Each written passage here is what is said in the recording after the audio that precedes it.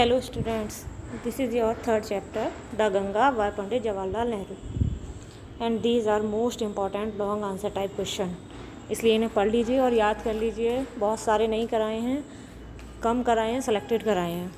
देखिए question number 1, Y does Nehru call the Ganga the river of India. Nehru Ganga को भारत की नदी क्यों कहते थे. और करके ये क्वेश्चन भी पूछा जा सकता है, what did the Ganga mean to Jawaharlal Nehru. Jawaharlal Nehru के लिए गंगा का क्या महत्व था. Why does Nehru call the Ganga the river of India. Nehru ji Ganga को भारत की नदी क्यों कहते थे. What did the Ganga remind Nehru of. और गंगा जो है नेहरू जी को किस चीज़ की याद दिलाती थी. और करके नेक्स्ट क्वेश्चन आपका ये भी पूछा जा सकता है, why was Nehru so attached to the Ganga. Nehru ji Ganga से इतने ज़्यादा अटैच्ड क्यों थे.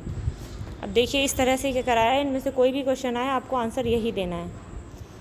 आंसर देखिए, Nehru calls the Ganga the river of India. Nehru Ganga को भारत की नदी बुलाते थे बिकॉज क्योंकि इंडियन पीपल लव हर, क्योंकि भारतीय लोग उसे प्यार करते हैं. उसे किसे, गंगा को.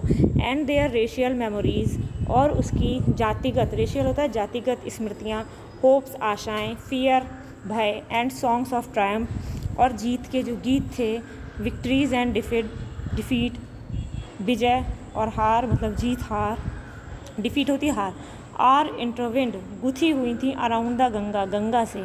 Nehru has been attach the Ganga. Nehru Ganga से जुड़े हुए थे, ये दा में टी स्मॉल बना लेना, सिंस हिज चाइल्डहुड, अपने बचपन से he has seen the moods of Ganga in every season. और उन्होंने हर मौसम में गंगा की मनोदशा को देखा था. मनोदशा को देखा था, इसका मतलब ये हुआ कि गंगा जो है हर सीज़न में उसका रूप बदलता रहता है. जैसे आपने चैप्टर में पढ़ा है कि गर्मियों में अलग रहता है और मानसून आता है उसमें बाढ़ आने की संभावना हो जाती है. इस तरह से जो अलग अलग दिखाते हैं, सर्दियों में थोड़ी नैरो हो जाती है, उसी चीज़ को बताया. ही हैज़ ऑफन थॉट, वह प्रायः सोचा करते थे, ऑफ द हिस्ट्री, इतिहास के विषय में, एंड मिथ, पौराणिक चीज़ों के बारे में, एंड ट्रेडिशन, परंपरा के बारे में, एंड सॉन्ग्स, गीतों के बारे में, एंड द स्टोरी, और कहानी के विषय में, that have become attach to Ganga, जो कि गंगा से जुड़ी हुई है, थ्रू लॉन्ग एजेस, युगों से. यानी ये सारी चीज़ें युगों से गंगा से जुड़ी हुई हैं. द गंगा रिमाइंड्स हिम, और गंगा उन्हें याद दिलाती है, द स्नो कवर्ड पीक्स, बर्फ़ से ढकी हुई चोटियों की. और किसकी याद दिलाती है, कॉमा लगा है यहाँ पर, हाँ, the Himalayas and the deep valleys of the Himalayas, Himalaya की याद दिलाती है और हिमालय की गहरी गहरी घाटियों की भी याद दिलाती है. नेक्स्ट क्वेश्चन देखिए, what were the views of Pandit Jawaharlal Nehru about the river Ganga. Ganga के विषय में पंडित जवाहरलाल नेहरू के क्या विचार हैं.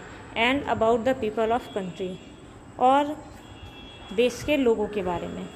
नेहरू रिगार्डेड द गंगा, गंगा में जी कैपिटल बनाइएगा, as the symbol of India's age long culture and civilisation.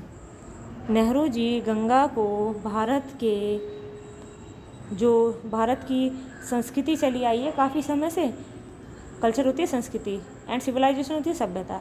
यानी नेहरू जी भारत को लंबे समय से चली आई संस्कृति और सभ्यता का प्रतीक मानते हैं. इंडियाज़ रेशियल मेमोरीज़, भारत की जातिगत स्मृतियाँ, विक्ट्रीज विजय, एंड सॉरोज और दुख, आर अटैच्ड विद हर, उससे जुड़े हुए हैं. Almost all the Indians have religious sentiments about the Holi Ganga, यहाँ तक कि सारे भारतीय इस पवित्र गंगा के लिए अपने धार्मिक भावनाएं रखते हैं. रिलीजियस सेंटिमेंट्स हो गई धार्मिक भावनाएं. Nehru was overwhelmed by the abundant, abundant होता है बहुत सारा, love and affection, that he got from the people of India. अब नेहरू जी जो है इस चीज़ से अभिभूत थे, मतलब बहुत ज़्यादा खुश थे. किस चीज़ से, कि उन्हें भारत के लोगों का बहुत सारा प्रेम और स्नेह प्राप्त हुआ. अफेक्शन होता है स्नेह. He had showed his gratitude, उन्होंने अपनी कृतज्ञता दिखाई, towards his colleagues and comrade, अपने सहयोगियों और साथियों के प्रति, मतलब सहकर्मी और सहयोगियों के प्रति. विद हूम, जिससे, he worked and shared his victories and sorrows, जिसों से उन्होंने अपनी जीत और दुखों को बांटा था. शेयर करना, बांटना, जैसे कि लोग अपने सुख दुख अपने साथियों से बांटते हैं, उस तरह से इन्होंने क्वेश्चन में दिया हुआ है. अब नेक्स्ट क्वेश्चन जो आपका दे रखा है, most important question, how did Nehru want his ashes to be disposed of. Nehru ji किस तरह से अपनी अस्थियों को डिस्पोज करना चाहते थे, मतलब उनका निपटारा करना चाहते थे। और करके ये क्वेश्चन भी पूछा जा सकता है आपसे, what was Nehru's last wish. ये विन गलती से लिख गया, इसे विश कर दीजिए, ठीक है, WISH। नेहरू जी की अंतिम इच्छा क्या थी, what argument did he give in its favour, और उन्होंने इसके पक्ष में क्या तर्क दिए। आंसर देखिएगा, पंडित नेहरू, PT लिखा है, इस पर डॉट लगाइए। Pandit Nehru did not want his ashes to be preserve और रिटेन। पंडित नेहरू नहीं चाहते थे कि उनकी जो राख है, एशेज क्या होती है, राख, मरने के बाद आदमी की जो राख इकट्ठी कर ली जाती है उसको कहा गया, उसकी राख को सुरक्षित रखा जाए या बचाया जाए। ही डिज़ायर्स, वह इच्छा करते हैं, डैट की a handful his Ashes should be thrown into the Ganga, कि मुट्ठी भर जो राख है उनकी वो गंगा में बहा दी जाए।